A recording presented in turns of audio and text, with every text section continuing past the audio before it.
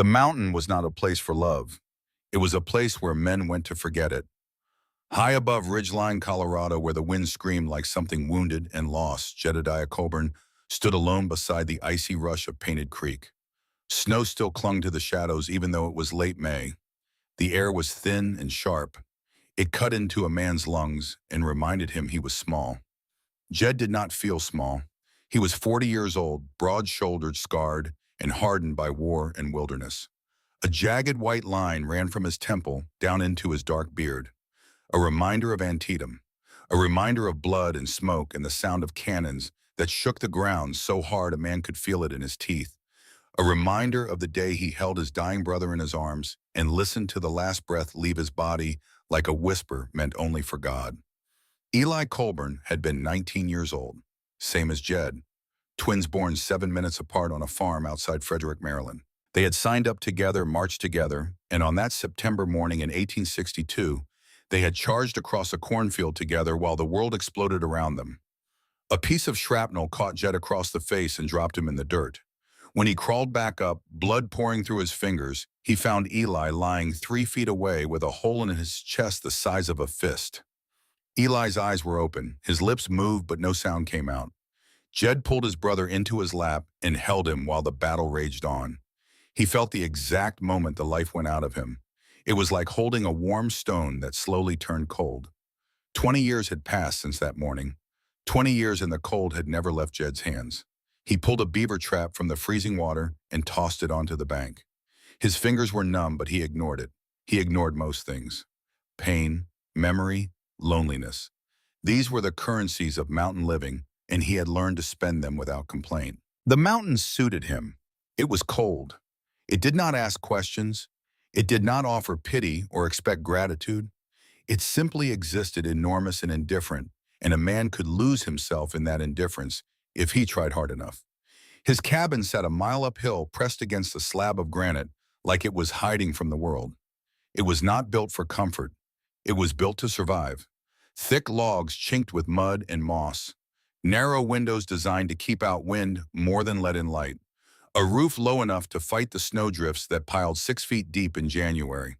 Inside, there was one bed, one table, one chair, and the permanent smell of smoke and animal fur. It was the home of a man who had stopped expecting anything from life except the next season. Jed had not planned to marry. He had decided long ago that love was weakness. He had learned that lesson twice, and twice was enough for any man. The first lesson came at Antietam in a cornfield turned to slaughter.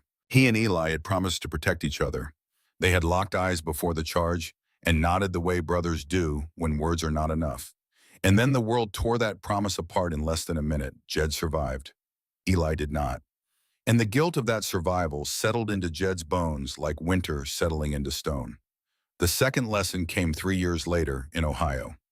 A woman named Catherine stood on her father's porch in a blue dress with her arms crossed and her jaw set. She was beautiful and she was practical, and she had once told Jed she would wait for him no matter how long the war lasted. She had written him letters filled with promises. She had pressed wildflowers between the pages, and Jed had carried those letters through mud and blood and cannon smoke, reading them by firelight on nights when the only thing keeping him alive was the thought of going home to her. But the man who came home was not the man who had left. The war had carved something out of him and filled the empty space with silence. He woke screaming in the dark. He flinched at the sound of thunder. He sat for hours staring at nothing, his hands clenched in his lap, his eyes somewhere far away. Catherine tried. He would give her that. She tried for almost a year, but love cannot survive when one person is standing in a room and the other is standing in a cornfield in Maryland holding a dead brother who will never stop dying. She told him she would not follow him into the savage mountains of Colorado. She wanted streets and neighbors and a church with a bell tower. She wanted a husband who came home at the same hour every evening and sat in a chair by the fire and talked about ordinary things. She wanted the man she had written those letters to. And that man no longer existed. Jed did not argue. He did not beg. He simply nodded, touched the brim of his hat, and walked away. He left the letters in a box on her porch. He did not look back. He chose silence the way another man might choose whiskey. And for 20 years, silence was enough. He trapped. He hunted. He lived alone. He spoke more to elk and wind than to people. When he rode down to Ridgeline for supplies, the townspeople tolerated him because he brought good furs and paid in gold dust. But they never invited him to supper. They never called him friend. He was the mountain man, the scarred one, the one who lived up there where decent folks did not go. Children stared at him from behind their mother's skirts and whispered about the mark on his face. Men nodded in greeting but did not extend a hand or offer a drink at the saloon. Women crossed the street when they saw him coming, not because they feared him exactly, but because he reminded them of things they preferred not to think about. War, violence, the fact that the world beyond their little town was full of men who had seen things no person should see. And Jed did not care. Or at least he told himself he did not care, which for a long time amounted to the same thing. But the winters grew harder. His joints ached when storms rolled in. His right knee twisted in a fall 3 years back, sometimes buckled without warning on icy ground. He was 40 years old, and the mountain did not forgive 40 the way it forgave 20. One broken leg would mean death. One fever could finish him before the spring thaw. A man alone on a mountain was only as strong as his weakest moment, and Jed had begun to feel those weak moments multiplying like cracks in river ice. So he made a decision. He made it the same way he set a trap. Calm, practical, without emotion.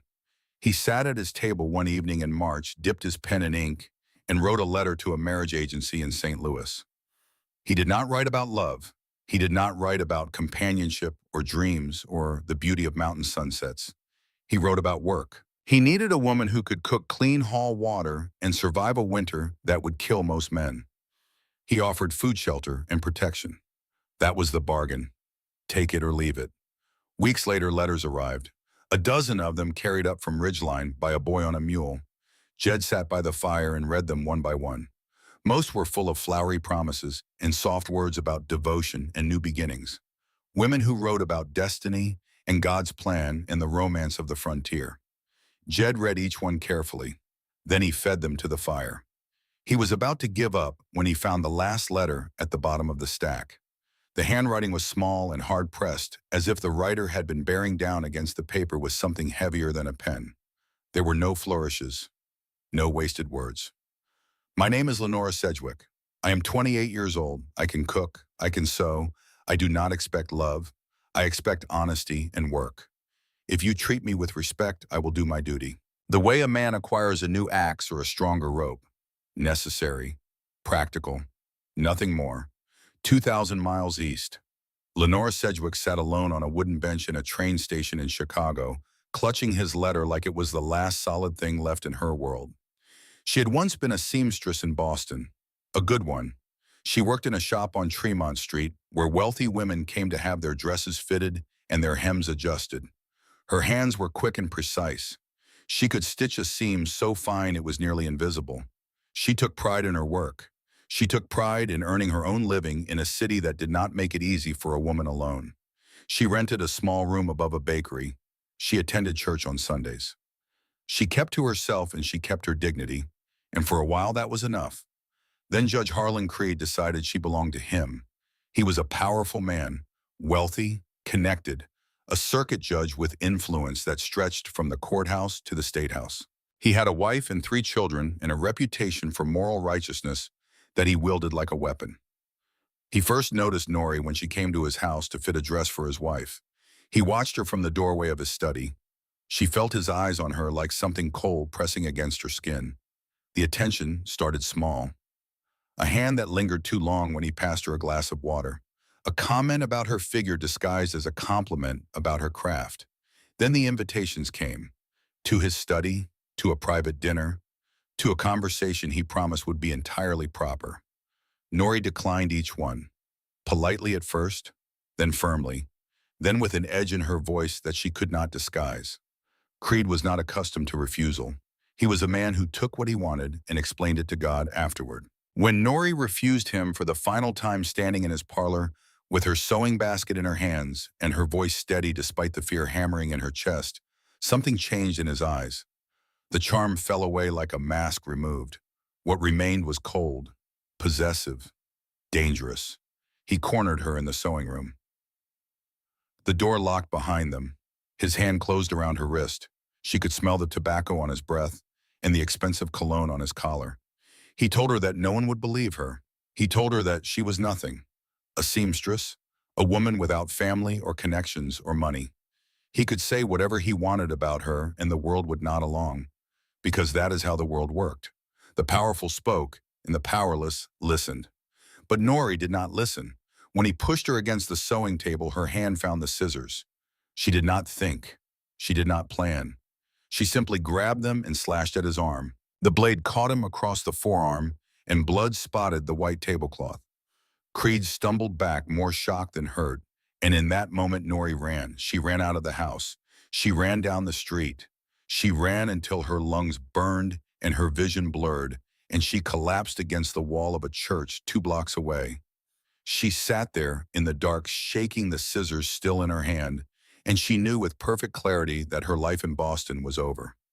Creed destroyed her the way only a powerful man can destroy a powerless woman. He told the police she had tried to rob him. He told society she was loose and immoral. He told employers she was dangerous and unstable. In the city, a rich man's lie weighed more than a poor woman's truth. Doors closed. Friends turned away. Her landlord put her belongings on the sidewalk. Within a month, the woman who had been proud of her hands and proud of her independence was sleeping in a church basement and eating soup meant for beggars. The last thing Creed said to her through a messenger who found her at the church was this: "You cannot run from me." No one believes a seamstress, but Nori could run, and she did. She sold the only thing of value she still owned, her mother's silver brooch, and bought a ticket west. The frontier was not a dream. It was escape, the only direction left.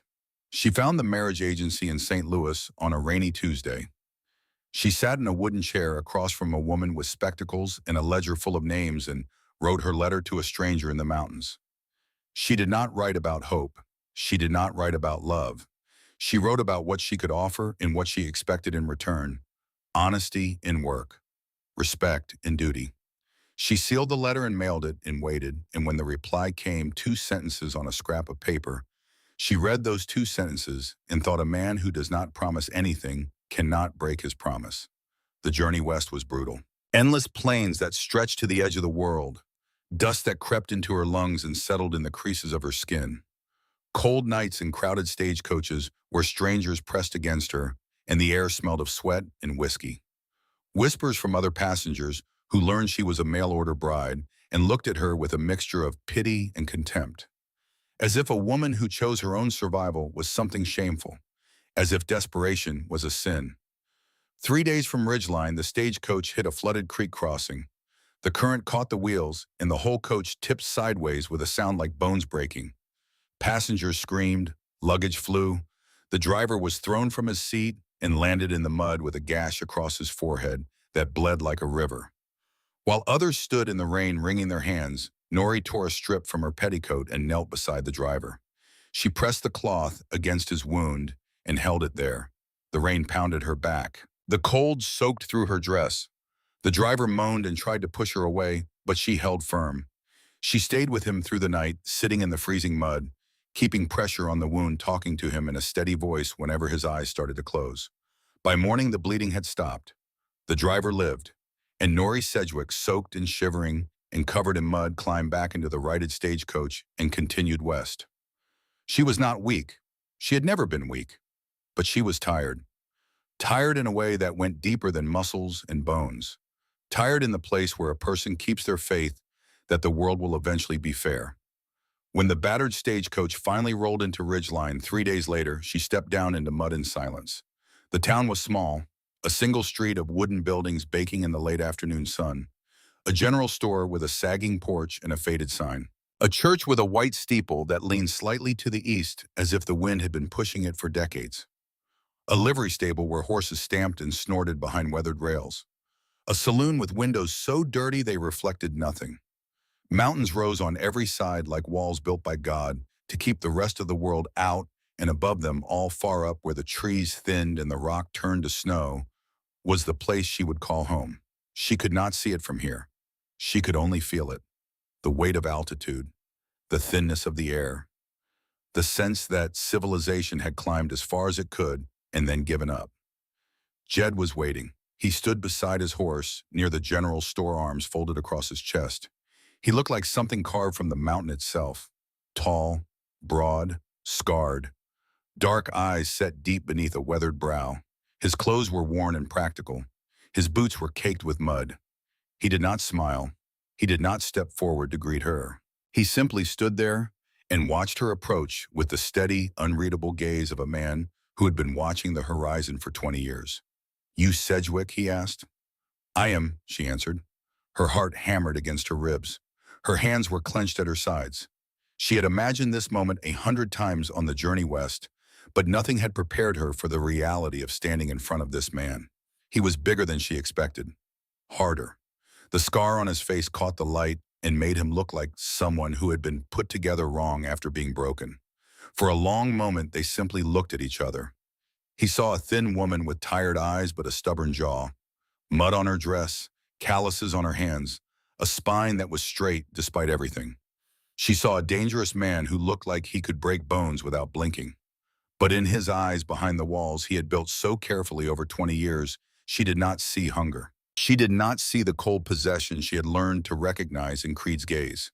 She saw loneliness, deep and old, and so familiar it made her chest ache. They shook hands. His grip was firm, but careful, as if he was conscious of his own strength. Her hand was small inside his, but she did not flinch. It was a handshake between strangers closing a business deal. Nothing more, nothing less. Inside the general store, a man named Guthrie stood behind the counter with a smirk on his face. He was the kind of man who measured his own worth by diminishing others, and the sight of a mail-order bride arriving in his town was too much temptation to resist. He made a crude remark about damaged goods arriving by stagecoach. The words hung in the air like smoke. Jed did not laugh. He did not even look at Nori to see if she had heard. He leaned across the counter, slowly, his scarred face inches from Guthrie's, and when he spoke, his voice was low and steady and carried the weight of a man who meant exactly what he said. "You will speak of my wife with respect." The word hit Nori like a physical thing. Wife. No one had defended her before. Not once. Not in Boston, when Creed's lies spread through the city like poison. Not in the boarding houses where landladies looked at her with narrowed eyes. Not in the churches where she prayed for help and received only sermons about the virtue of suffering. And now this stranger, this mountain man she had known for less than 5 minutes, had called her his wife and spoken those words like a vow. Guthrie's smirk disappeared. He looked at Jed's hands on the counter and at the scar on his face and at his eyes that held no humor at all.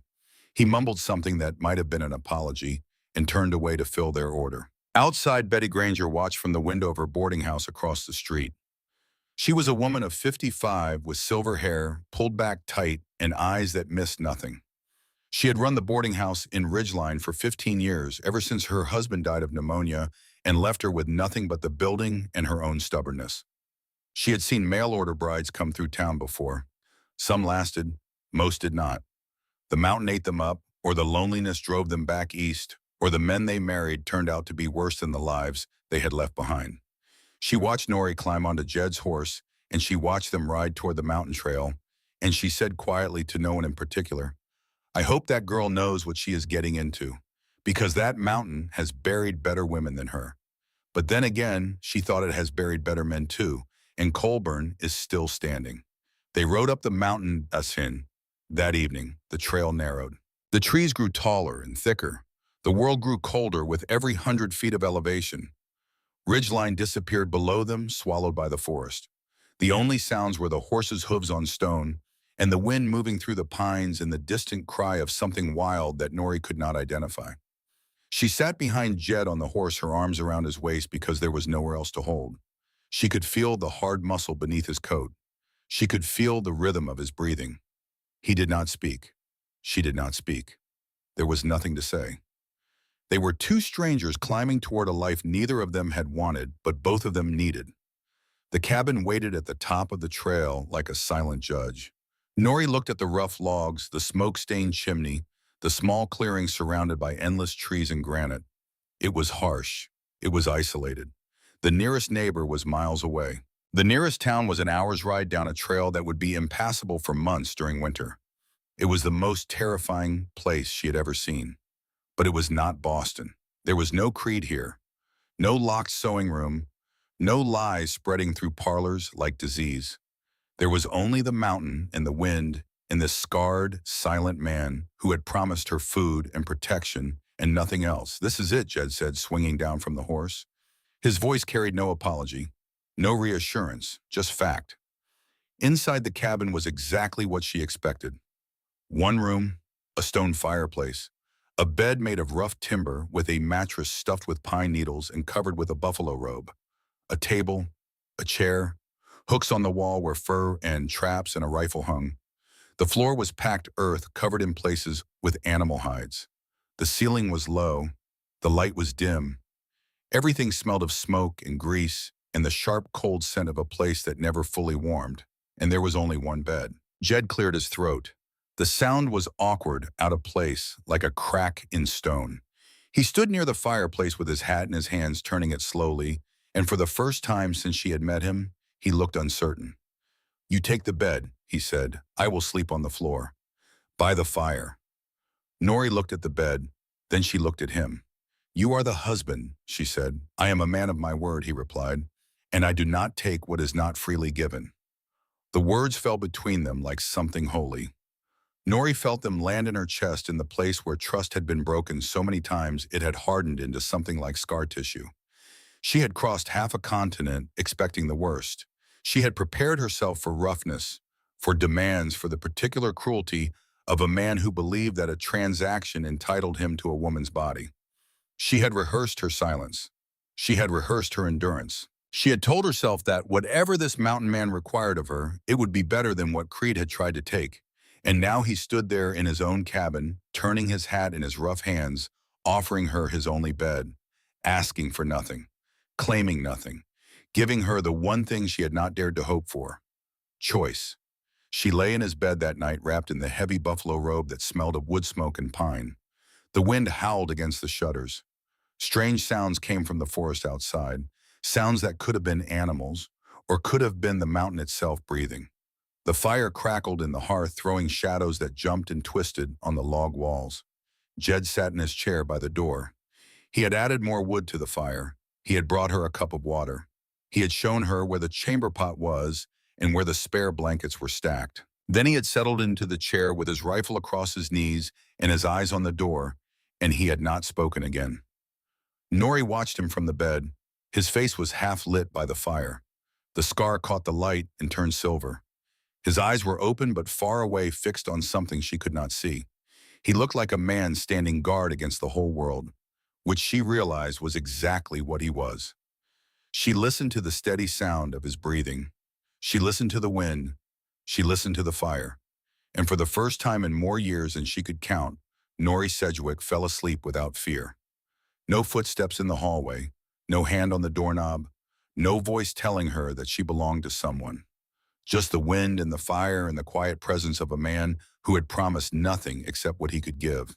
She did not know it yet, neither did he. But something had already begun in that cold cabin on the mountaintop. Something neither of them had planned for or wanted or believed was possible. It was small, fragile, hidden beneath years of choosing to be alone and miles of running from what had been. It was the beginning of trust.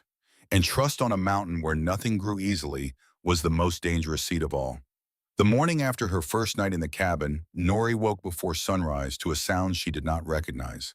A steady rhythmic crack that echoed through the cold air like a heartbeat. She lay still for a moment, disoriented. The ceiling above her was rough timber, not the water-stained plaster of the church basement in Boston. The air smelled of pine smoke, not coal and garbage. Her body ached from the journey. Her hands were still raw from the night she spent in the mud, holding the stagecoach driver together. Then memory returned, and with it, the weight of where she was and what she had done. She had married a stranger. She had traded everything she knew for a cabin on a mountain in Colorado. And the only thing between her and the rest of her life was a door she could choose to walk through or not. She wrapped the buffalo robe around her shoulders and went to the window. Outside, the world was gray and white. Frost covered every surface. The trees stood like sentinels draped in silver. And in the small clearing in front of the cabin, Jed was already working. He had stripped to his shirt despite the cold. The fabric clung to his back with sweat. Muscles moved under scarred skin as he split logs with a steady rhythm that spoke of years of practice. Each swing was precise. The axe rose and fell, and the wood cracked open, and the two halves tumbled into the growing pile at his feet. He did not look at the cabin. He did not look at anything except the next log. When Nori stepped outside, the wind cut across her cheeks and her breath came out in white clouds. Jed glanced at her, then looked away. "Coffee is inside," he said. "Water is in the bucket by the door." It was not cruel. It was simply how he spoke. Words were tools to him meant to convey necessary information and nothing more. Nori understood this. She had lived among people who used words as weapons, and she found his economy almost refreshing. He said what needed to be said.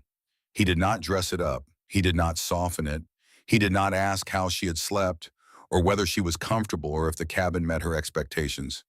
He simply pointed her toward coffee and water and let her decide what to do next. She decided to be useful. She wrapped her shawl tighter and walked to the creek to refill the water bucket. The air was so thin at this altitude it made her dizzy. The bucket was heavy. The path to the creek was steep and slippery with frost. By the time she carried the water back to the cabin, her arms were shaking and her fingers were white. But she did not complain. She had not crossed half a continent to be sent back down the mountain for weakness. The days fell into a pattern. Jed left before dawn to check his trapline. He moved through the forest with a silence that seemed impossible for a man his size, and he was often gone for hours. Nora used those hours to learn the rhythms of the cabin. She baked bread in the Dutch oven and burned her fingers twice before she learned to judge the fire's heat by feel instead of sight. She scrubbed clothes in the icy creek water until her knuckles cracked and bled. She swept the packed earth floor with a broom made of bound pine branches. She organized the supplies, counted the flour and salt and dried meat, and calculated how long they would last before the next trip to Ridgeline.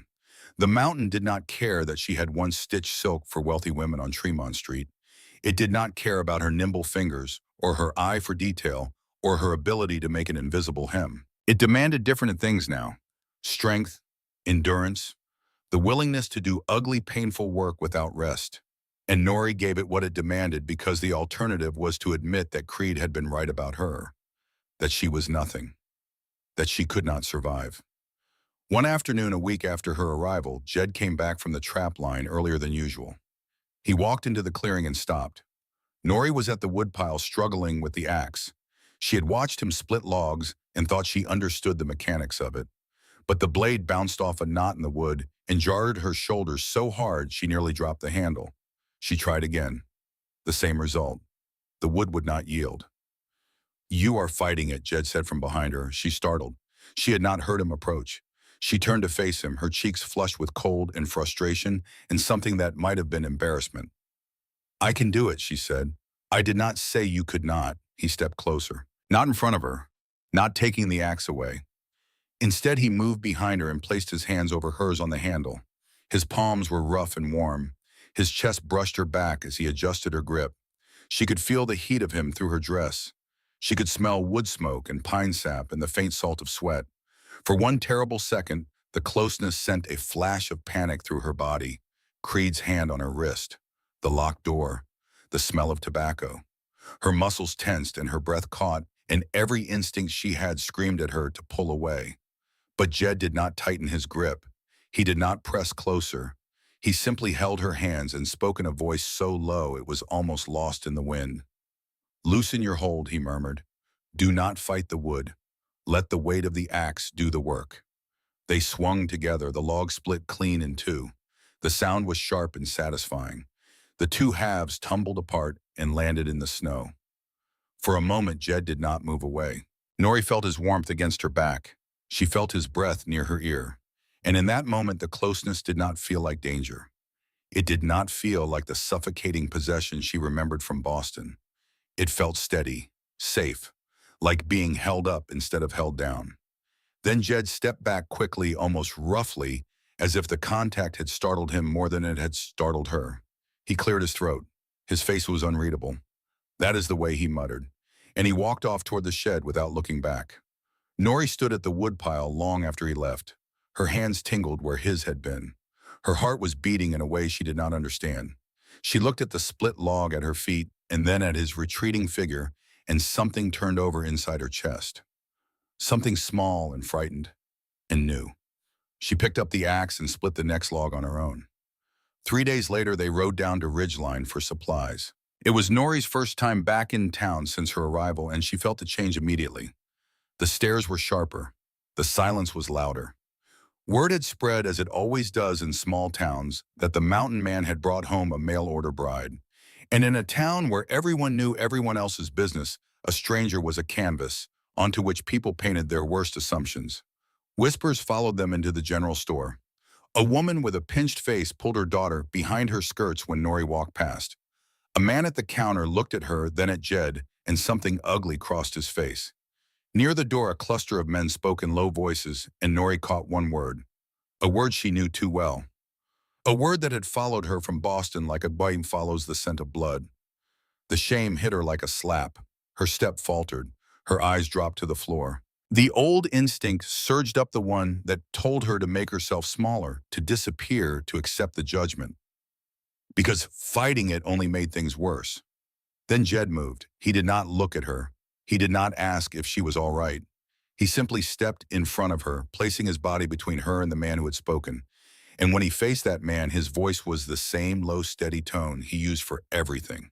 No anger, no threat, just certainty. If I hear that word again, Jed said, I will break your jaw. And I am not a man who makes promises he does not keep. There was no joke in his eyes, no bluster. The man looked at Jed's scarred face and his wide shoulders, and the way his hands hung loose and ready at his sides, and the smirk died on his lips. He muttered something and turned away. Silence fell over the store. Guthrie behind the counter busied himself with inventory.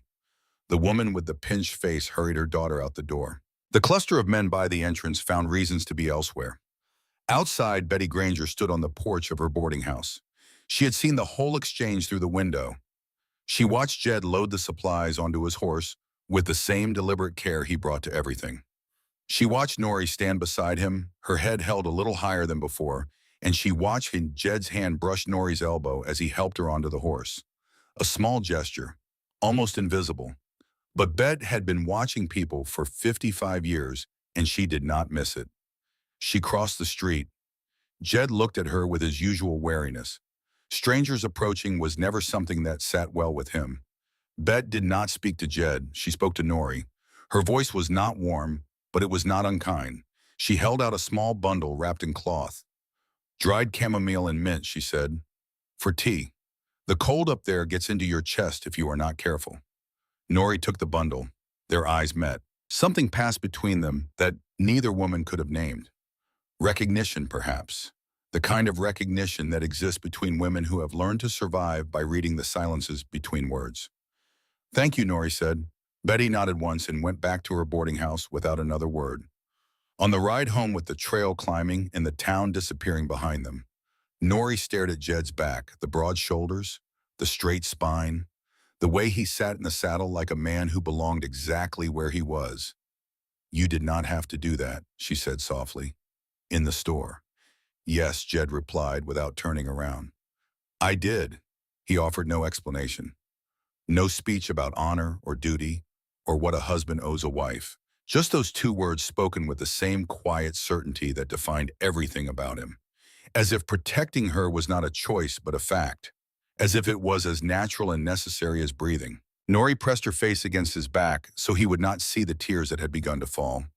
She held the bundle of tea against her chest.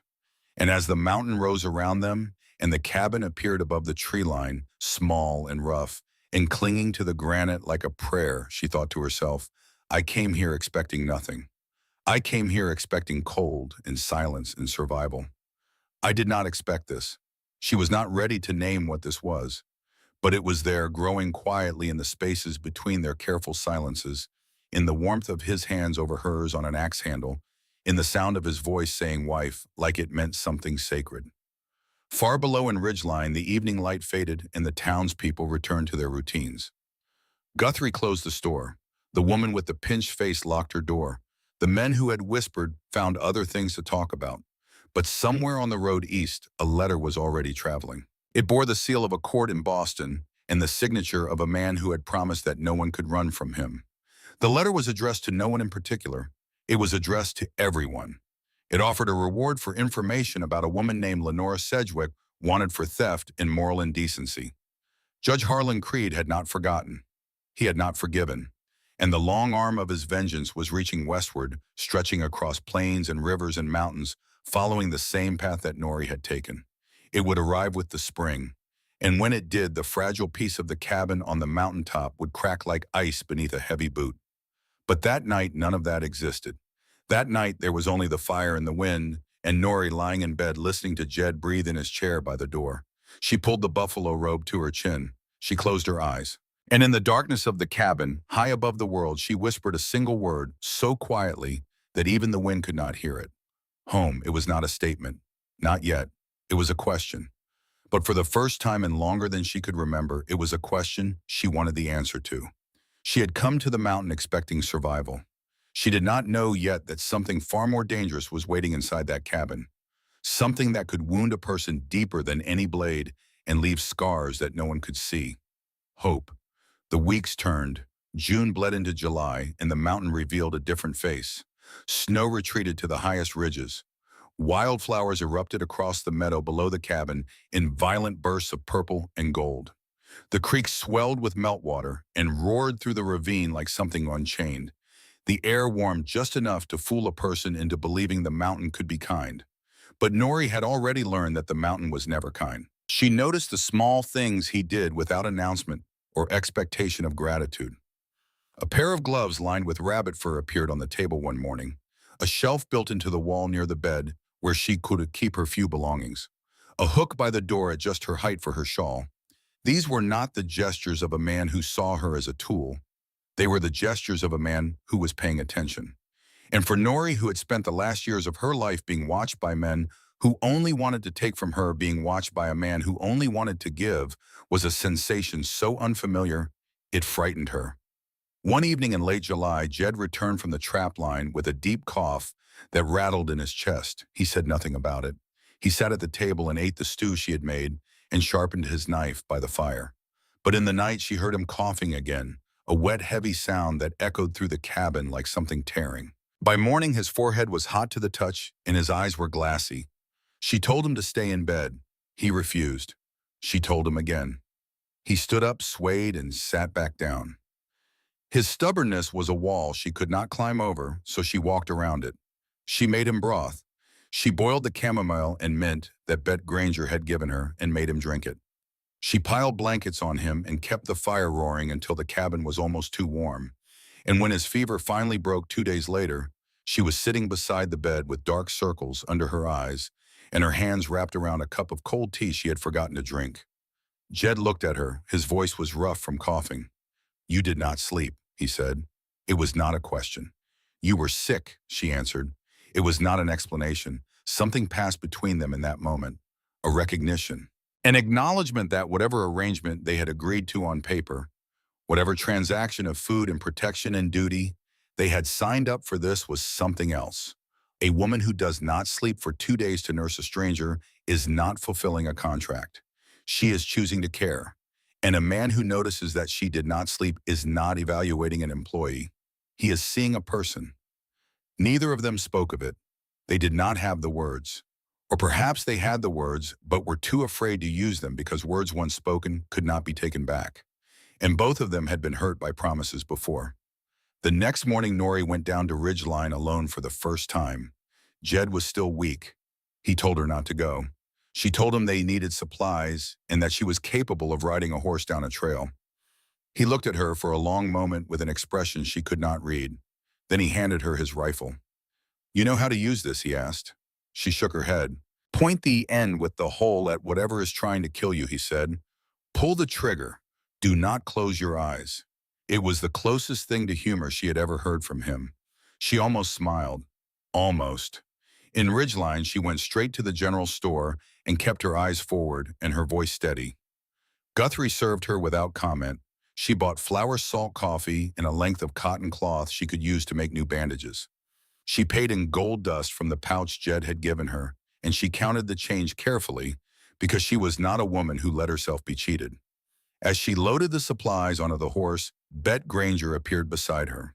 The older woman moved with a quietness that reminded Nori of Jed. Mountain people, she was beginning to understand, learned to move like the land they lived on. Carefully, without wasted motion. "How is he?" Betty asked. Nori looked at her. The question was simple, but the tone was not. There was something in Bet's voice that went beyond polite inquiry, a genuine interest, perhaps even concern. "He had a fever," Nori said. "It broke yesterday." Betty nodded. "That mountain air gets into the lungs if a man pushes too hard." She paused. "And he pushes too hard. Always has."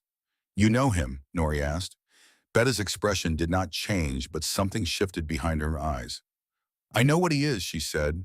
"A man trying to outrun something that cannot be outrun. This town has seen a few of those. Most of them end up in the ground before their time." She looked at Nori with an appraising gaze that was not unfriendly.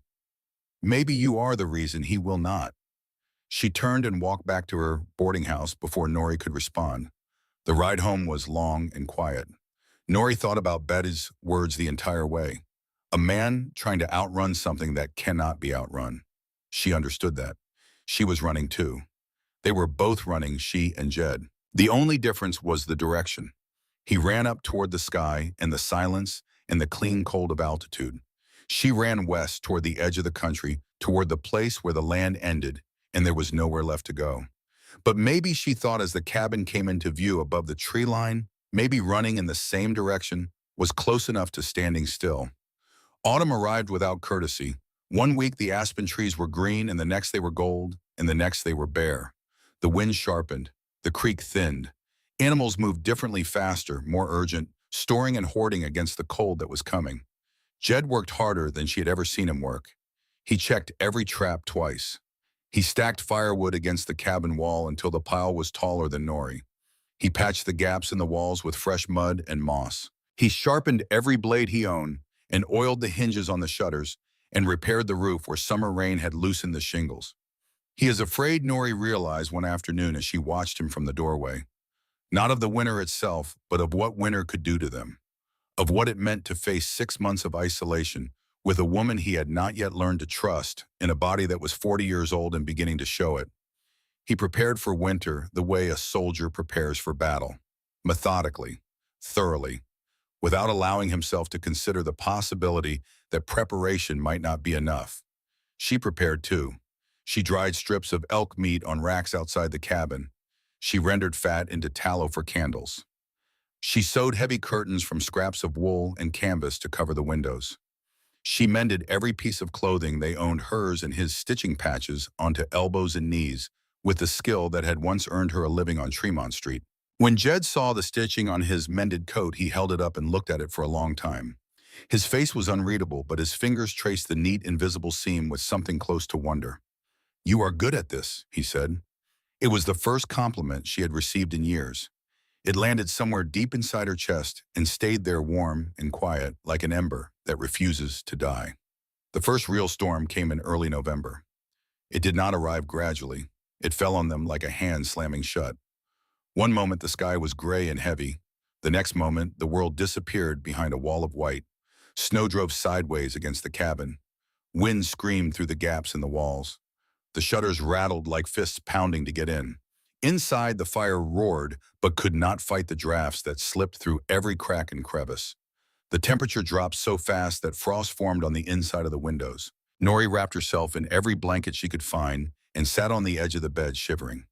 Her teeth chattered. Her fingers were white. The cold was not like anything she had known in Boston. It was alive. It had weight and teeth and intention. It was trying to get inside her. Jed watched her from the hearth. His face was lit by the fire, and his eyes held something she had not seen before. Concern. Real visible concern. The kind that came from caring whether another person was in pain. "This cold will get worse," he said quietly. "I am fine," she said through clenched teeth. "You are not." He hesitated. She could see him wrestling with something. His jaw tightened. His hands opened and closed. Then he spoke, and the words came out carefully, as if each one had been weighed and measured before being released. "We need to share the bed. For warmth. Nothing more." The world stopped. Nori felt her heart lurch and her stomach tighten and every muscle in her body lock. The last time a man had said nothing more, it had not been true. The last time a man had promised restraint, he had locked the door behind him. She could feel Creed's hand on her wrist. She could smell the tobacco. She could hear the click of that lock. But Jed did not move toward her. He stood exactly where he was by the fire with his hands open at his sides and his eyes steady on hers. He was not demanding. He was not advancing. He was asking, and he was giving her the space to say no. "Just sleep," she whispered. "Just sleep," he promised. They lay back to back at first, stiff, silent, two bodies sharing a space but holding themselves apart with the desperate rigidity of people who are afraid of what closeness might mean. The buffalo robe covered them both. The wind howled. The cabin groaned under the weight of snow piling on the roof. Slowly, so slowly, she almost did not notice the warmth from his body soaked through the layers between them. Something that had been sealed shut for so long, she had forgotten it was there. Safety. The bone-deep knowledge that the person beside you would rather than hurt you. She had never felt it before. Not from her absent father, not from the employers who looked through her, not from the city that had swallowed her whole and spit her out. Only here, only now, only from this scarred, silent man who held her hand in the dark and asked for nothing. In the morning they woke still, hand in hand. Gray light filtered through the frost-covered window. The storm had passed, but the snow lay deep around the cabin, transforming the world into a blank white page. Jed woke first. He looked at their joined hands for a long moment. Then he carefully, gently slid his fingers free and stood without a word. Neither of them spoke of it over breakfast. Neither of them needed to. The silence between them had changed. It was no longer the silence of strangers sharing a roof. It was the silence of two people who had crossed a line in the dark and were not yet ready to acknowledge it in the light. But they both knew, and knowing changed everything. A week passed, then two. The cold deepened. They shared the bed each night because the alternative was freezing, and each night the distance between their bodies shrank by fractions so small they could pretend it was not happening. A shoulder touching, a knee resting against a calf, her back curving into the space against his chest. They pretended. They both pretended, but their bodies were more honest than their words. One evening after a supper of venison stew in silence, Nori sat by the fire mending a shirt. Jed sat across from her, working a piece of leather into a new strap for his snowshoes. The fire crackled. The wind moaned. And then, without looking up from her stitching, Nori began to speak. She told him the part she had never told anyone. The fire popped and hissed. Jed's hands had gone still on the leather strap. His jaw was tight. A vein pulsed in his temple. His fists were clenched so hard the knuckles had turned white. But when he looked at her, there was no disgust in his eyes. No pity, no judgment. There was fury, but it was not aimed at her. It was aimed at a man in Boston he had never met and would never meet, a man who had used his power like a weapon against a woman whose only crime was saying no. Jed set down the leather strap. He rose from his chair, and then he did something that broke every wall Nori had built around herself. He knelt in front of her. This huge, scarred, dangerous man lowered himself to his knees on the packed earth floor and looked up at her face. His eyes were wet. His voice was rough. "You survived," he said. "That makes you brave. You fought back and you survived, and you carried yourself from the Atlantic to the Rockies to a place where no one knew your name. That is not shame. That is courage. And I will not let any man living or dead make you feel otherwise." No one had ever called her brave. Not once. Not in all the years since that night in the sewing room. The world had called her many things. Damaged, loose, dangerous, shameful, but never brave. She broke. The word cracked her open the way an axe splits seasoned wood. All the shame, all the fear, all the exhaustion of holding herself together through years of running and lifetimes of pain came pouring out of her in keys that shook her whole body. She wept the way a person weeps when they have been holding their breath for years. And finally, someone tells him it is safe to exhale. Jed held her. He wrapped his arms around her, carefully, gently, the way a man holds something rare and breakable. He did not crush her against him. He did not use her vulnerability as an opening. He simply held her and let her cry and kept his hands exactly where they were on her back and in her hair. and he did not move them lower. He did not test the boundaries. When her sobs finally quieted, when the shaking eased and her breathing steadied, she lifted her head. His face was inches from hers. She could see the scar in the firelight, the white line running from his temple into his beard. She could see the tears that had fallen down his own cheeks without shame. She could feel his breath on her lips. "I want to kiss you," he whispered, "but only if you want me to." No demand, no pressure, no hand tightening on her wrist. Just a question offered in the dark by a man on his knees. "I do," she breathed. The kiss was slow, careful. A question answered gently. His lips were warm and rough, and they trembled against hers, and she realized with a shock that he was afraid too. That this enormous battle-hardened man was just as terrified of this moment as she was, just as unsure, just as fragile beneath the armor. It was her first kiss, the first she had ever chosen, the first that had been asked for rather than stolen. And it tasted like wood smoke and salt, and the beginning of something she had stopped believing was real. For a moment, the world outside the cabin disappeared. There was no mountain, no winter, no warrant traveling westward with her name on it. There was only the fire in his hands and his mouth, and the sound of her own heart beating so loud she was sure he could hear it. Then they pulled apart, slowly. Like waking from a dream neither wanted to end. Jed pressed his forehead against hers. Their breath mingled in the cold air. Neither spoke. Some moments are too large for language. They can only be held. But peace on the mountain never lasted long.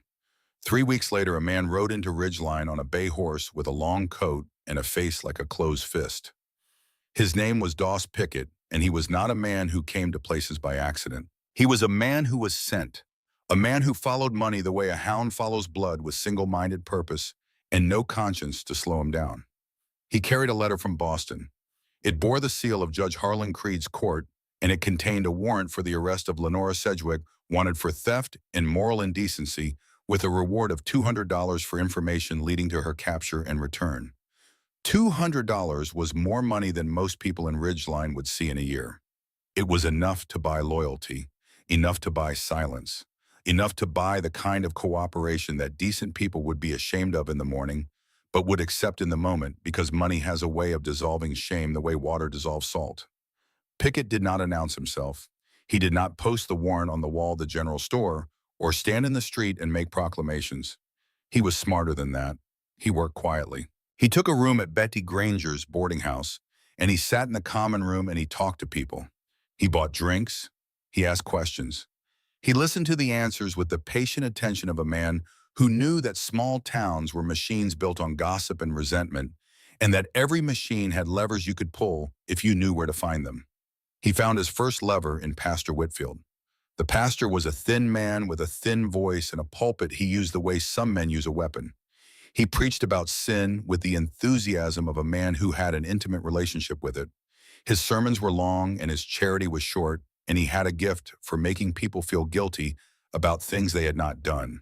He was, in other words, exactly the kind of man that a $100 bill could bend into any shape. Pickett met with him on a Tuesday evening in the back of the church. The conversation was brief. Money changed hands. And the following Sunday, Pastor Whitfield stood before his congregation and delivered a sermon about sin hiding among the faithful, about wolves in sheep's clothing, about women who came from the East with secrets that could corrupt a God-fearing community. He did not name Norrie. He did not need to. Everyone knew who he meant. The effect was immediate. The whispers that had quieted after Jed's confrontation in the general store came roaring back louder and uglier than before. Now they had the weight of the church behind them. Now they had the authority of a man who claimed to speak for God. In church the following week, people shifted away from the pew where Norrie and Jed sat. Women pulled their children closer. Men avoided Jed's eyes. The message was clear. You are not welcome here. You are contaminated. Whatever you have brought with you from the East, we do not want it. Norrie felt the shame rise in her throat like bile, the old familiar taste of it. The way it made her want to fold inward, to shrink, to disappear. She had felt this in Boston when Creed's lies spread through the city. She had felt it in the boarding houses, in the church basements, in the soup kitchens where people looked at her like she was something to be pitied or feared. And now she felt it here in this small church, in a small town at the edge of the known world, and the cruelty of it was almost funny. She had run all this way, and the same poison had followed her. But then Jed took her hand. He did it in full view of the congregation. He reached over and closed his rough, scarred fingers around hers, and he did not look at the pastor, and he did not look at the whispering townsfolk. He looked at her, and in his eyes she saw something that no sermon could defeat. He saw her, the real her, the woman behind the warrant and the whispers and the lies. They rode home in silence. The trail climbed. The town fell away. For a moment, fear and anger and longing blurred into something that felt like falling. Like stepping off a cliff and trusting that someone would catch you. They fell onto the bed, tangled together, breathing hard, the space between them closing almost gone. Then Jed stopped. He pulled back. His chest was heaving. His eyes were dark. His hands trembled where they held her arms. She could see the war inside him, the wanting and the restraint, the desire and the discipline, the man he had been before the mountain and the man the mountain had made him. Not like this, he said, his voice ragged, not because we are scared, not because the world is trying to tear us apart, and this feels like the only way to hold on. He sat on the edge of the bed with his back to her and his head in his hands, and he breathed, slowly, deliberately, pulling himself back from the edge. When you come to me, he said, without turning around, it will be because you choose it. Not because you are afraid, not because you feel you owe me, not because the world has backed you into a corner and I am the only wall left to lean against. It will be your decision, free and clear, the way it should have always been for you. Nori lay on the bed behind him, her heart hammering, her body aching, and she understood. She understood what he was doing and why. He was protecting the one thing Creed had tried to take from her choice, the right to decide for herself on her own terms without fear or obligation when and how and with whom she would cross that threshold. And in that moment, lying on a rough bed in a cabin at the top of the world, while a storm gathered outside and enemies gathered below, Nori Sedgwick fell in love with Jedediah Colburn. Not because he was strong or because he was brave, because he was the first man in her life who had been willing to stop. Snow began to fall 2 days later, and it did not stop. The first snow of winter came down like judgment. Wind tore through the trees. The trail to Ridgeline vanished under thick white drifts. The world shrank to the cabin, the fire, and the sound of their breathing at night. They shared the bed every night now. There was no pretense of separate sleeping anymore. They lay together under the buffalo robe, her back against his chest, his arm across her waist, and in the warm dark they talked. Quietly, in fragments. He told her about Eli, about the cornfield, about the sound a man makes when the life goes out of him. She told him about her mother who had died when Nori was 12, leaving her a silver brooch and a talent for stitching and nothing else. They traded sorrows like coins, each one given freely, each one received with care. They were no longer strangers sharing a roof, they were partners. Allies. Two people who had looked at each other's wounds and decided that healing was worth the risk. One afternoon in deep January, the sky turned that sickly yellow-green that Nori had learned to fear. A storm was coming, a bad one. Jed pulled on his coat and told her he needed to check the upper trap line before the weather closed in. He would be back before noon. She watched him disappear into the trees. The snow was already falling. The wind was already rising. She went inside and built up the fire and waited. Noon came. He did not return. She told herself he was delayed. The traps were far. The snow was deep. He would be back any minute.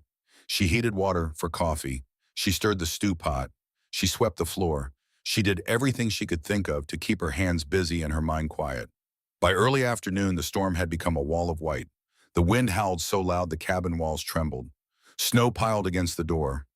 The world outside the windows was gone, erased, replaced by a roaring whiteness that looked like the end of everything.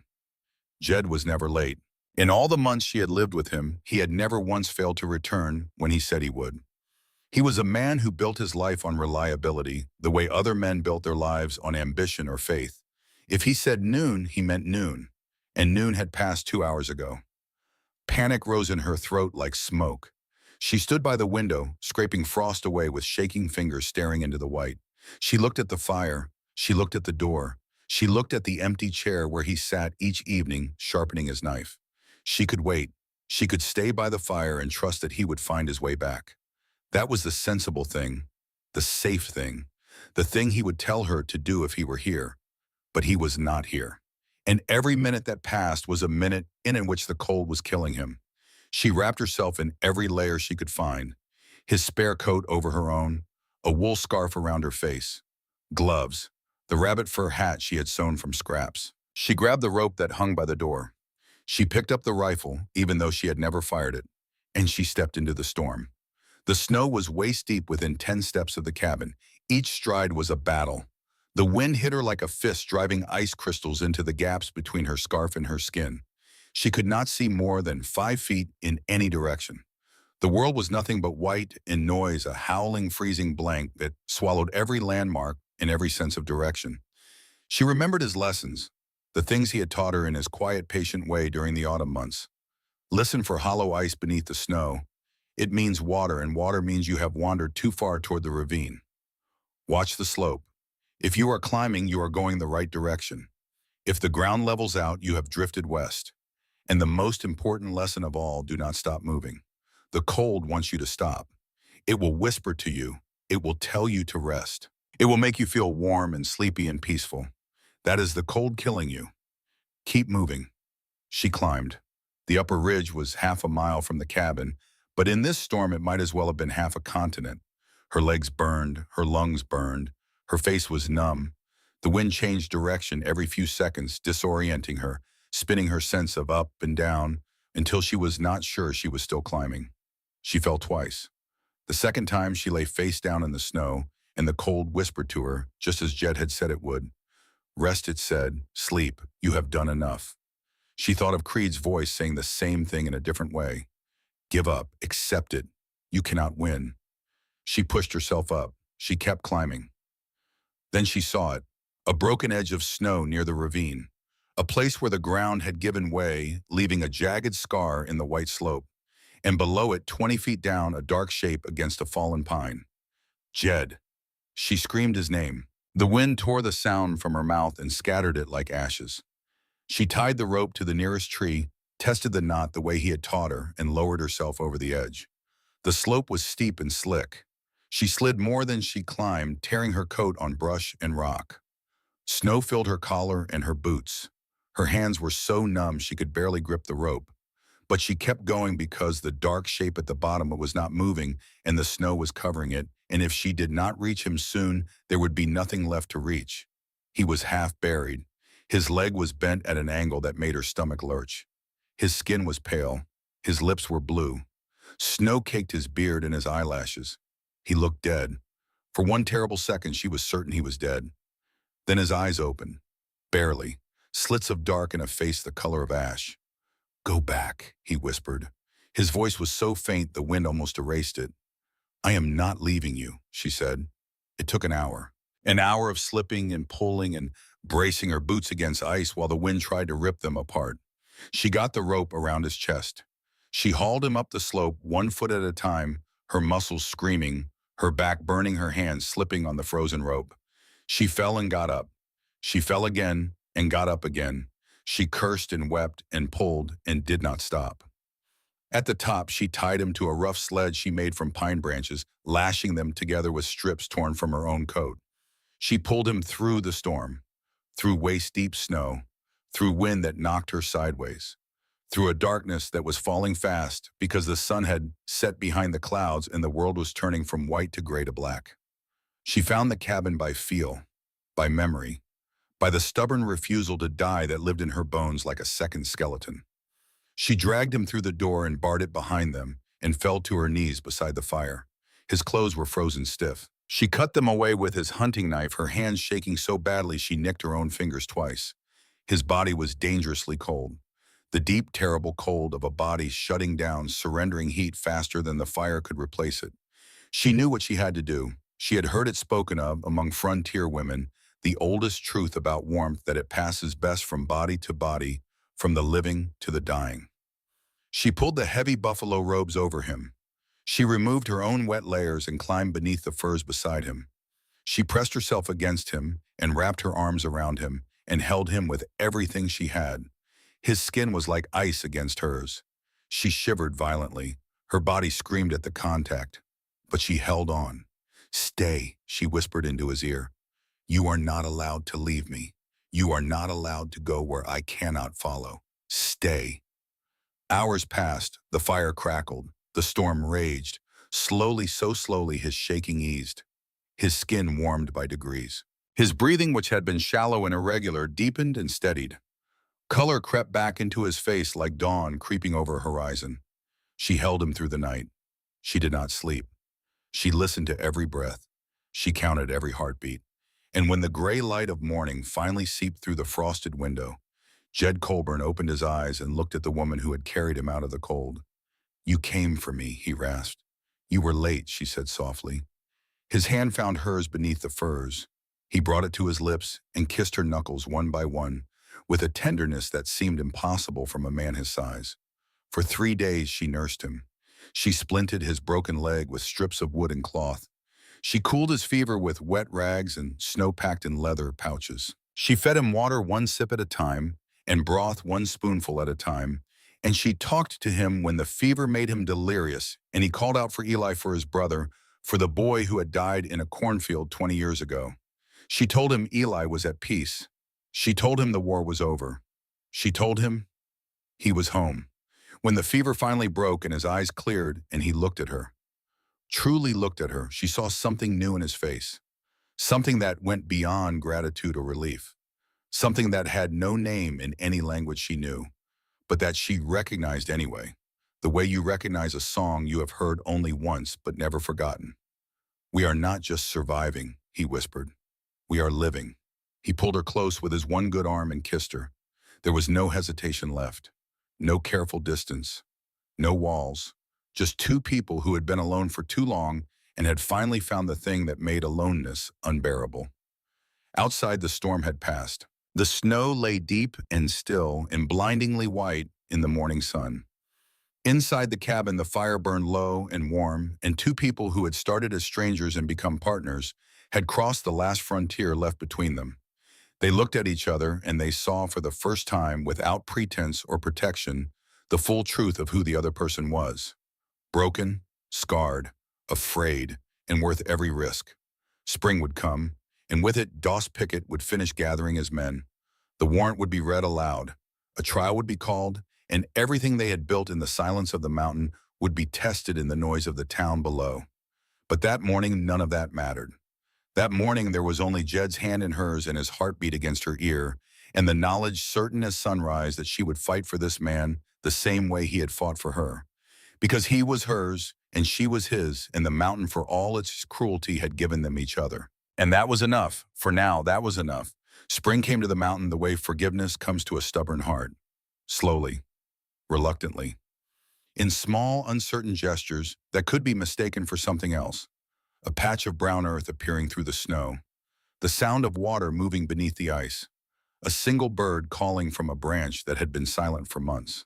The world was not yet warm, but it was no longer frozen, and in that narrow space between winter and thaw, Nori and Jed prepared to go down the mountain.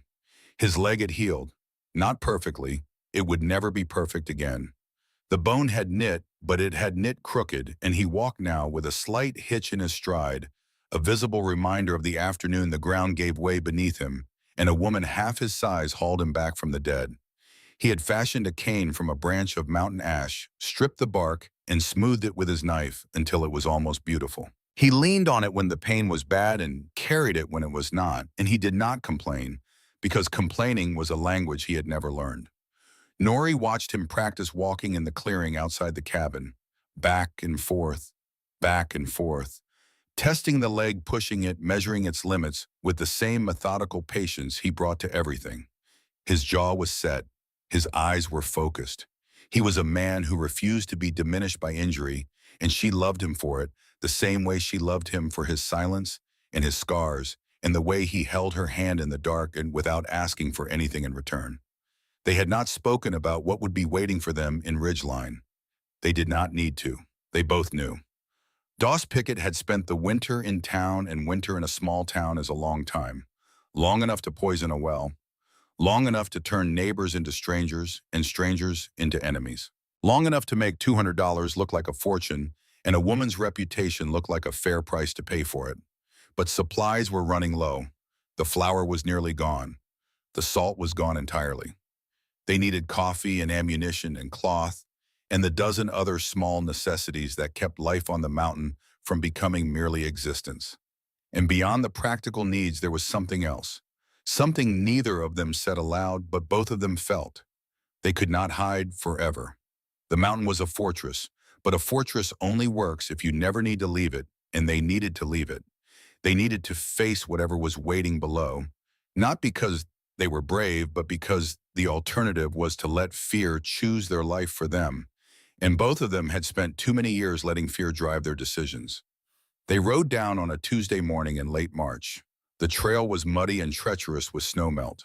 The horse picked its way carefully along the narrow path, and Nori sat behind Jed with her arms around his waist and her cheek against his back. She could feel the tension in his body, the way his muscles were coiled, the way his breathing had changed shorter and sharper, the way a man breathes when he is preparing for a fight. Ridgeline appeared below them like a wound in the landscape. The buildings looked smaller than she remembered, meaner. The street was a river of mud. A few horses stood tied to posts, their heads low, their breath steaming in the cold morning air. Smoke rose from chimneys. A dog barked somewhere and was silenced. They had barely reached the edge of town when the trouble began. Doss Pickett was waiting on the porch of the general store. He had clearly been expecting them. He stood with his legs apart and his coat pushed back behind the holster on his hip. His face was a closed fist. His eyes were the color of dirty water. Behind him, a small crowd had gathered. Not large, maybe 20 people. But in a town the size of Ridgeline, 20 people was nearly everyone. He stepped down from the porch as Jed dismounted. His voice was loud enough for the whole street to hear. "Lenora Sedgwick," he announced, "I am here on behalf of the Commonwealth of Massachusetts and by order of the Honorable Judge Harlan Creed. You are under arrest, fugitive from justice, wanted for theft and moral indecency. You will come with me peacefully, or you will come with me by force. The choice is yours, but the outcome is the same." The words fell on the street like stones dropped into still water. Ripples of murmur spread through the crowd. People shifted. Eyes turned toward Nori. She felt the blood drain from her face. Her hands went cold. The world tilted slightly, the way it does when the ground you are standing on turns out to be thinner than you thought. She looked at the faces in the crowd. Some were hostile. Some were curious. A few were ashamed, looking away, unwilling to meet her eyes. Pastor Whitfield stood near the church door with his arms folded and his thin lips pressed into a line of righteous satisfaction. Guthrie leaned in the doorway of his store, watching with the detached interest of a man observing a cockfight. And near the back, standing apart from the rest, Bet Granger watched with an expression Nori could not read. Jed did not hesitate. He stepped forward and placed himself between Nori and Pickett. His cane was in his left hand. His right hand hung loose at his side. He did not reach for the rifle on the saddle. He did not raise his voice. He simply stood there, a wall of scarred flesh in quiet certainty, and spoke. "You want to take her," he said. "You go through me." Pickett's hand moved toward his holster. The crowd sucked in its breath. The moment balanced on the edge of a blade. Then the sheriff appeared. His name was Rollins, and he was a man who had survived 30 years in the territories by knowing when to speak and when to shut up and when to put himself between two men who were about to do something that could not be undone. He was not a large man, but he had the authority of his office and the harder authority of a man who had seen enough violence to know exactly what it looked like 1 second before it started. "Nobody is shooting anybody on my street," Rollins said. He looked at Pickett. "You have a warrant. Fine, we will have a hearing this afternoon. In the meeting hall, the judge will decide." He looked at Jed. "And you will let the law work." He looked at both of them. "Understood." Pickett hesitated. Then he nodded. Jed did not nod, but he did not argue, which for Jed was the same thing. The hearing was set for 2 o'clock. 3 hours. "I need to tell you something," she said. "And I need you to listen because I am only going to say it once." Nori looked at Jed. He gave a small nod. Bet folded her hands on the table. Her knuckles were large and her fingers were bent with years of hard work. She did not fidget.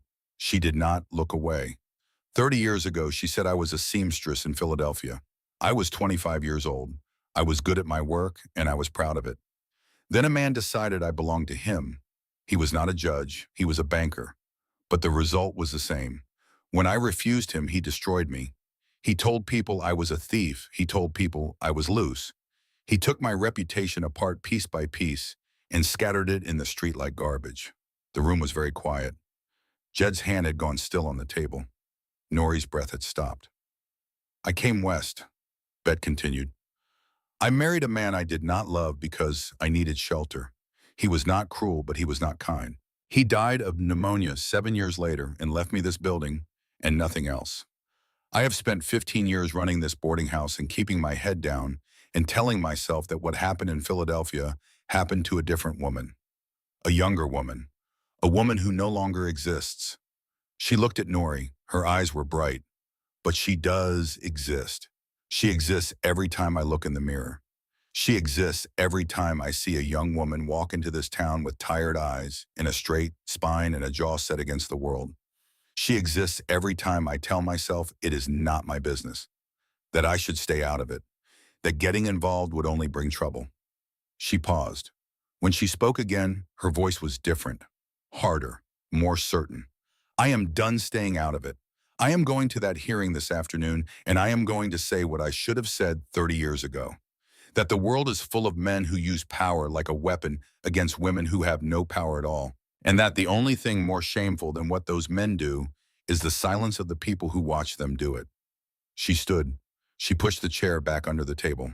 She looked at Nori one more time. You are not alone in this, she said, and then she left. Nori sat at the table and stared at the door that Bet had closed behind her. Her eyes were wet. Her chest was tight. Jed squeezed her hand. You heard her, he said quietly. The meeting hall was a long, low building that served as courthouse, church, social hall, and polling station, depending on the season. By 2 o'clock it was packed. Every chair was taken. People stood along the walls and crowded in the doorway. The air was thick with the smell of wool and mud and sweat. This was the biggest event Ridgeline had seen in years, and the town had turned out the way people always turn out for spectacle, with equal parts curiosity and cruelty. A circuit judge named McAllister sat behind a table at the front. He was a tired man with spectacles and a mustache stained yellow with tobacco. He had ridden in from Denver 2 days ago to handle property disputes and had not expected to preside over a fugitive hearing. He looked at the packed room and sighed the way a man sighs when he realizes that a simple day's work has become something much more complicated. Doss Pickett stood to one side. He had cleaned up. His coat was brushed.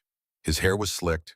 He looked almost respectable, which made him more dangerous because respectability was a costume and Pickett wore it the way a wolf wears sheep's wool. He presented the warrant. He read the charges aloud. Theft, moral indecency, flight from justice. The words echoed in the silent hall. Each one landed on Nori like a stone. Then came the witnesses. A drifter Pickett had found in a saloon 2 towns over who claimed under oath that he had seen Lenora Sedgwick working in a brothel in St. Louis. His eyes shifted when he spoke and his hands would not be still, but he spoke with the rehearsed confidence of a man who had been paid to memorize a story and deliver it without flinching. A miner from the hills above Ridgeline took the stand next. He was a man Nori had never seen before, a stranger who looked at her with the blank certainty of the ignorant, and he testified that she had bewitched men in town, that she used feminine wiles to corrupt honest husbands. The words were absurd, but the faces in the crowd were not laughing. Each lie struck Nori like a slap. She sat in the front row beside Jed, and she felt the walls closing in. The sewing room, the locked door, the click of the lock. It was happening again. Different words, different faces, different town, but the same system. The system that powerful men built to grind powerless women into dust. Pastor Whitfield took the stand. He spoke with the oiled fluency of a man who had been practicing his lines. He testified that since the arrival of the woman known as Lenora Sedgwick, the moral fabric of Ridgeline had deteriorated. He spoke of whispers and suspicions and the duty of a Christian community to protect itself from corruption. He did not mention the $100 in his pocket. He did not mention the meetings with Pickett in the back of his church.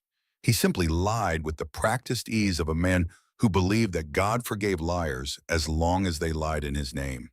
The crowd murmured. Heads nodded. The lies were working. Then Judge McAllister looked at Nori.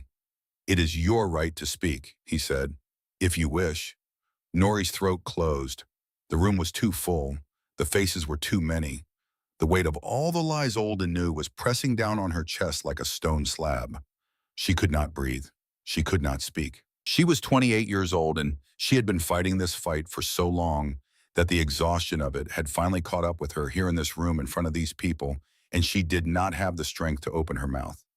Then she felt Jed's hand on her arm, steady and warm and certain. She looked at him. His eyes were on hers, and in them she saw the same thing she had seen on the night he called her brave. He saw her, the woman who had fought off a judge with sewing scissors, the woman who had crossed a continent alone, the woman who had walked into a blizzard to save his life. That was who he saw. And if he could see it, then maybe it was true. She stood. The room went quiet. Every eye turned to her. She could feel the judgment in the curiosity, in the cruelty, in the indifference pressing against her from every direction. She could feel the weight of Creed's influence, all its money and authority bearing down on her from the other side of the country. She opened her mouth. "My name is Lenora Sedgwick Colburn," she said. Her voice was clear. It did not shake. She had found something beyond courage, beyond anger, beyond the simple desire to survive. She had found the truth, and the truth was the one thing that money could not manufacture. "I came to this town 10 months ago with nothing. No money, no family, no reputation. I came because a man in Boston, a judge named Harlan Creed, decided that I belonged to him. When I told him no, he attacked me. He cornered me in a locked room and he put his hands on me, and he tried to take from me what I would not give." The room was silent, completely, utterly silent. The kind of silence that falls when 100 people stop breathing at the same time. "I fought back." Nori continued. "I grabbed a pair of scissors and I cut his arm and I ran. That is my crime. I said no to a powerful man and I drew blood when he would not listen. Everything since then, the warrant, the charges, the lies about theft and indecency, all of it is his revenge. Because men like Harlan Creed cannot stand to be told no. They cannot stand to have their power questioned by someone they consider beneath them. And so they use the law the way other men use a fist, to hunt and to punish and to make an example of anyone who dares to fight back." She paused. She looked at the faces in the crowd. Some were hostile, some were stunned. A few were beginning to change. "I am not a thief," she said. "I am not indecent. I am a woman who survived. And if that is a crime in this country, then I am guilty. But I will not apologize for it. Not to Judge Creed, not to this court, not to anyone." She sat down. Jed's hand found hers. He held it tight. The silence held for 3 long seconds. Then Betty Granger stood up. Every head in the room turned. Bet was known in Ridgeline. She had been there 15 years. She served meals and rented rooms and kept her counsel and minded her business. She was not a woman who stood up in public meetings. She was not a woman who drew attention to herself. The fact that she was standing now in this room at this moment was itself a kind of testimony. Judge McAllister looked at her over his spectacles. "You wish to speak, Mrs. Granger?" "I do." She walked to the front of the room. She did not hurry. She did not look at Pickett or Whitfield's or any of the whispering faces along the walls. She looked at the judge and she spoke. 30 years ago, she said, I was in this woman's shoes. A different city, a different man, but the same story. A powerful man wanted what I would not give. When I refused, he destroyed my name. He told the world I was a thief and a woman of loose morals. And the world believed him. Because the world always believes the man with money and power and a title before his name. She turned to the crowd. Her voice carried the weight of 3 decades of silence, finally broken. "I came west to escape. I kept my mouth shut. I told myself it was not my business. For 30 years, I watched other women walk through this town with the same tired eyes and the same straight backs and the same scars they were too ashamed to show. And I said nothing. Because saying something meant remembering, and remembering meant feeling it all over again." Her eyes found Pastor Whitfield in the crowd. The pastor shifted in his seat. "But I am done being silent," Bet said. "I watched this woman arrive 10 months ago with nothing but a letter and the clothes on her back. I watched her ride up that mountain with a man who barely speaks and a future that held nothing but hard work and cold. And I watched her survive. I watched her nurse that man through a fever.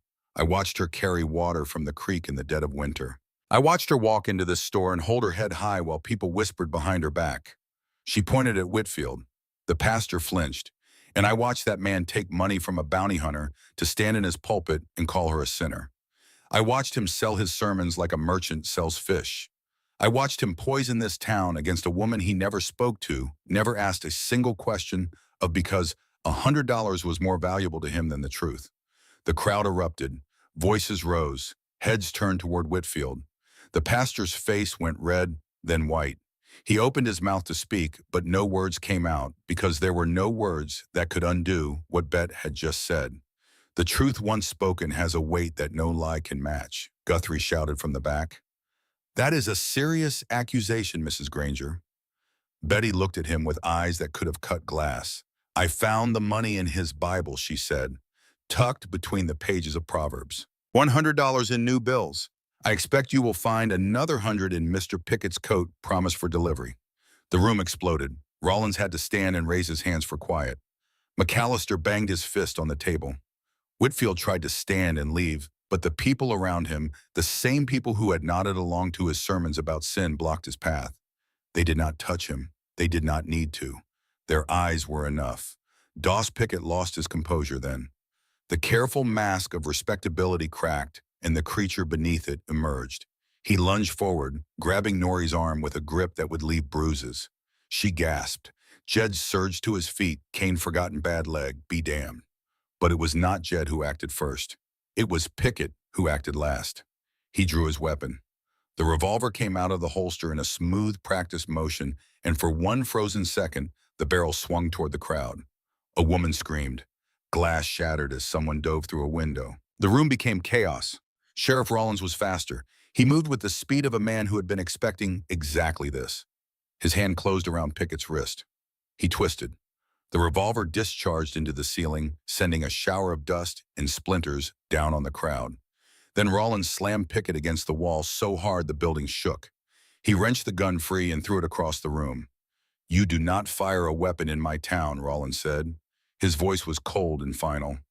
Not in my hall, not in front of these people. You are done. Pickett sagged against the wall. His coat was torn. His face was gray. The respectability was gone, stripped away like paint from old wood, and what remained was exactly what he had always been. A hired man, a tool, the blunt instrument of a powerful coward on the other side of the country who did not have the courage to do his own dirty work. McAllister stood. His hands were trembling. His spectacles were crooked on his nose. He looked at the hole in the ceiling. He looked at Pickett in cuffs. He looked at Pastor Whitfield, who had sunk into his chair like a man trying to disappear through the floor. He looked at the warrant on the table. Then he looked at Norrie. She was standing. Jed was beside her, his hand on her arm, his body angled to shield her even now, even after the gun was gone and the danger had passed. She was pale. Her hands were shaking.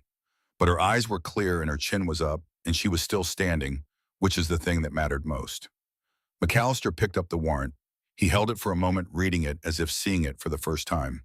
Then he set it down. The testimony presented in support of this warrant is unreliable at best and fraudulent at worst, he said. The witnesses have been demonstrably influenced by financial incentive. The arresting agent has discharged a firearm in a public hearing, and the warrant itself appears to originate from a personal vendetta rather than a legitimate concern of justice. He paused. The room held its breath. The warrant is dismissed, he declared. Mrs. Colburn is free. All charges are without merit, and I will be sending a letter to the Massachusetts Bar regarding the conduct of Judge Harlan Creed. The room went still, the kind of stillness that comes when 100 people simultaneously realize that something important has just happened. That for once, in this one small room, in this one small town at the edge of the known world, the truth has won. Then someone nodded. A man in the back, a rancher Norrie had never spoken to, removed his hat. A woman near the door uncrossed her arms. Guthrie, of all people, cleared his throat and looked at the floor in what might have been shame. One by one, face by face, the room shifted. Not with cheers or applause or any of the grand gestures that happen in stories, but rarely happen in life. Just small movements, small acknowledgments. The almost imperceptible, turning of a tide. Betty Granger caught Nori's eye from across the room. She did not smile. She simply nodded once. A nod that said, now you know, now they all know. And knowing matters even when it comes 30 years late. They rode home at sunset. The mountain rose above them, gold and pink and purple in the fading light. The trail was muddy. The horse moved slowly. Jed's leg ached and Nori's hands were still shaking, and neither of them spoke for a long time because some experiences are too large for words. They can only be carried in silence until the silence itself becomes a kind of language. When they reached the cabin, Jed dismounted and stood looking at the clearing. The logs, the smoke-stained chimney, the granite slab pressing against the back wall. He had built this place to hide. He had built it to disappear. He had built it as a fortress against a world that had taken his brother and his love and his faith in the possibility that things could be different. But it did not look like a fortress anymore. It looked like a home. Nori stood beside him. She took his hand. "It is over," she said. He shook his head slowly. "It is not over," he said. "It is beginning." He kissed her. Standing in the clearing in the last light of the day with the mountain above them and the valley below, and the whole impossible, beautiful, terrible world spreading out in every direction. He kissed her and she kissed him back, and there was no fear in it, no desperation, no running, just two people standing in one place and choosing to stay. That night in the cabin by the light of the fire, Nori came to him. She came freely, without fear, without obligation, without the shadow of any other man's hand or any other man's claim. She came because she wanted to, because he had waited, because he had given her the one thing no one else in her life had ever given her, the right to choose, and she chose him. What passed between them that night belonged to the mountain and the fire and the silence. It was slow and careful and sacred. The first time for her, the first time in 20 years for him. Two people learning each other the way explorers learn a new land. With reverence, with wonder, with the understanding that what they were discovering had been there all along, waiting beneath years of solitude and walls built from old wounds, and all it needed was permission to exist. Afterward, they lay together under the buffalo robe. His arm was around her. Her head was on his chest. She could hear his heartbeat, steady, strong, the heart of a man who had finally stopped running. Months passed. Summer came to the mountain in earnest. The meadow erupted in wildflowers. The creek ran fast and clear. Elk moved through the tree line at dawn and dusk. The air was warm during the day and cool at night, and the cabin, which had been a fortress against winter, became something gentler. A place where laughter existed, where silence was comfortable instead of heavy, where two people cooked together and ate together and sat on the porch in the evening watching the light change on the peaks. Jed's leg healed further. He still carried the cane but used it less. He began to build. An extension on the cabin. A second room. He did not explain why, and Nori did not ask, because she had begun to suspect the answer, and the suspicion made her chest tight with something she could not yet name. In Ridgeline, things changed, not overnight, but in the slow, steady way that things change in small towns when a truth has been spoken that cannot be unspoken. Pastor Whitfield left. He packed his belongings one night and rode out before dawn, leaving behind an empty church and a congregation that would spend the next several months arguing about what to do with it. Guthrie still ran the general store, but he no longer smirked when Nori came in. He called her Mrs. Colburn, and he measured her flour with honest scales, and he kept his remarks to himself. Bet Granger came up the mountain one Sunday in July. She brought bread and a jar of preserved plums, and she sat on the porch with Nori while Jed worked on the new room. The two women drank tea and watched the sun move across the valley and talked about things that had nothing to do with Boston or Philadelphia or the men who had tried to break them. They talked about gardens and weather and the best way to keep deer out of the vegetable patch. They talked about ordinary things, and the ordinariness of it was the most extraordinary gift either of them had received in a very long time. When Bet left, she squeezed Nori's hand at the door and said, "I should have stood up sooner." "You stood up when it mattered," Nori replied. Bet shook her head. "It always matters," she said. "That is the thing I did not understand for 30 years. It always matters." Late August. The evenings were growing shorter. A coolness crept into the air at sundown that whispered of the autumn to come. Nori stood at the window of the cabin in the early morning light, watching the mist rise from the meadow. Her hand rested on her stomach. She had known for weeks. She had felt the changes in her body with the same quiet attention she brought to everything. The tenderness, the tiredness, the way certain smells turned her stomach in the mornings. She had counted the days and counted them again, and the number was always the same.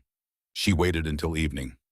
Jed was sitting by the fire mending a strap on his snowshoe, his hands moving with the steady rhythm she loved.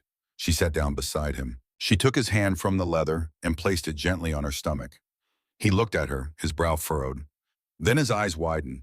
Then his face did something she had never seen it do. It opened. All the walls, all the stone, and all the careful blankness he had built over 20 years of solitude cracked apart, and what came through was raw and unguarded and so full of feeling that it looked almost like pain. "We are going to have a child," she whispered. His hand trembled against her stomach. His eyes filled.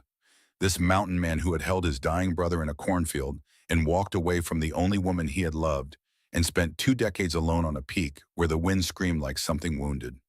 This man who had believed that love was weakness and that caring for another person was an invitation for the world to hurt you. This man cried. Tears ran down his scarred face and into his beard, and he did not wipe them away, and he was not ashamed. He pulled her close and held her against his chest, and she felt his heart hammering like a drum. She felt his breath catch. She felt his arms tighten around her as if he was afraid she might disappear. "A child," he said.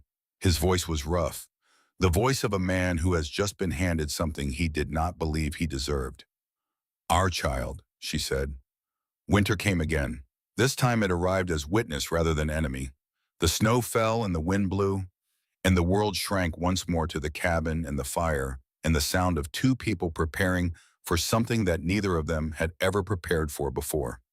Jed finished the second room. He built a cradle from pine wood, sanding each surface until it was smooth enough to press against a baby's skin. He lined it with rabbit fur.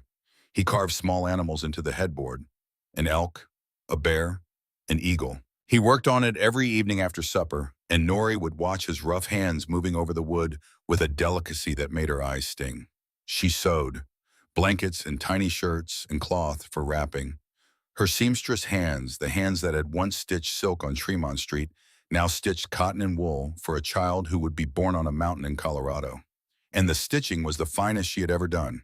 Every seam was perfect. Every hem was invisible, because this was the most important work her hands had ever been asked to do. Bag came up the mountain twice more before the snow made the trail impassable. The second time she brought a bundle of things she had collected from the women of Ridgeline: baby clothes worn soft from use, a knitted hat, a pair of tiny socks, a note from a woman at the dry goods counter that said simply, "Congratulations to you both." The town had not become perfect. It never would. But it had become something better than it was. And that was enough. The labor came on a night in February in the teeth of a storm that howled against the cabin with the same fury as the storm that had nearly killed Jed 4 months before. But this time the storm was not the enemy. It was the backdrop, the accompaniment, the mountain's way of saying that anything born in its shadow would be born tough. Nori felt the first pain in the late evening. She was sitting by the fire mending a shirt when it came. A deep rolling wave that started in her back and wrapped around her belly like a fist closing. She set down the needle. She breathed. She had known this was coming. She had prepared as best she could. But preparation and experience are different countries, and the border between them is pain. Jed was beside her in an instant. His face was white. For a man who had survived a war and 20 years of mountain living, who had been shot at and frozen and nearly died in a ravine, the sight of Nori in labor terrified him in a way that nothing else ever had. Because this was the one battle where his strength was useless. He could not fight this for her. He could not stand between her and this pain. He could only watch and wait and hold her hand and pray to whatever God still listened to a man who had stopped praying 20 years ago. The hours passed, the storm raged, the fire burned.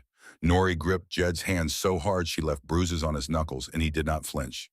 He wiped her forehead with a cool cloth. He gave her water. He talked to her in a low, steady voice, telling her she was strong, telling her she was brave, telling her she was the strongest person he had ever known. And he meant it. Every word. The pain came in waves, each one larger than the last, and between the waves there were moments of exhausted calm where she looked at his face and found her anchor. His eyes, his scar, the worry in his brow and the love beneath it. She held on to him the way she had held on to him in the blizzard when she dragged him up the slope and through the snow. She held on and she did not let go. Just before dawn, the storm outside broke. The wind died. The snow stopped. And in the sudden ringing silence that followed, a different sound filled the cabin. A cry, high and thin and furious. The unmistakable sound of a new life announcing its arrival to the world. Jed caught the child in his hands. His rough, scarred, mountain-worn hands that had set traps and split logs and held a dying brother and wiped a woman's tears. Those hands held his son for the first time and they trembled. He placed the baby on Nori's chest. The child was red-faced and wrinkled and screaming with the outrage of having been thrust from warmth into cold. He was the smallest thing Jed had ever held and the most terrifying and the most beautiful. Tears ran down Jed's scarred face. He did not wipe them. He did not try to hide them. He wept openly without shame because shame had no place in this room. Not anymore. Not ever again. "What do we call him?" he asked softly. Nori looked at the baby. She looked at Jed. She thought of a cornfield in Maryland and a boy of 19 and a brother who had died before he had a chance to become all the things he might have been. "Eli," she said, "for your brother." Jed closed his eyes. His jaw worked. His hand found hers and held it tight. The name settled into the cabin like a blessing, like a prayer answered 20 years late, like the sound of a circle finally mercifully closing. Outside, the storm had passed. The first light of dawn broke over the eastern ridge and spilled into the valley like liquid gold. The snow glittered. The trees stood still. The mountain was quiet in a way that felt not empty but full. Full of the kind of silence that exists on the other side of suffering. The silence of things that have been broken and put back together. The silence of forgiveness. They stood on the porch that morning, Jed and Nori and the baby wrapped between them in a blanket she had stitched with her own hands. The world was vast and white and still. The smoke from the chimney rose straight into the windless sky. Somewhere below, Ridgeline was waking up. Somewhere far to the east, Boston was going about its business, indifferent to the fact that a woman it had tried to destroy was standing on a mountain in Colorado alive and free and holding her son. The world was still harsh, still wild, still unforgiving. The mountain would test them again as it always did.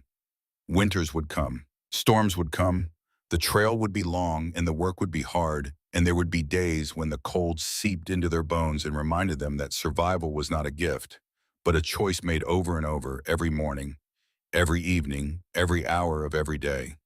But they were no longer alone. A marriage that began as a cold agreement, 2 sentences on a scrap of paper, had become something stronger than winter, stronger than shame, stronger than the lies of powerful men and the silence of frightened towns, stronger than 2 decades of solitude and a continent of running and all the locked doors and broken promises that had brought them to this place. Jed had expected a loveless partnership, a transaction, a woman who would cook and clean and haul water and ask nothing of him except what he had offered in his letter, food and protection, nothing more. Instead, his bride had given him a home, and in the heart of the mountains where love was never meant to grow, it grew anyway, wild and stubborn and beautiful, like the flowers that push through granite every spring. Against all odds, against all reason, against everything the world had taught them about what was possible, it grew anyway.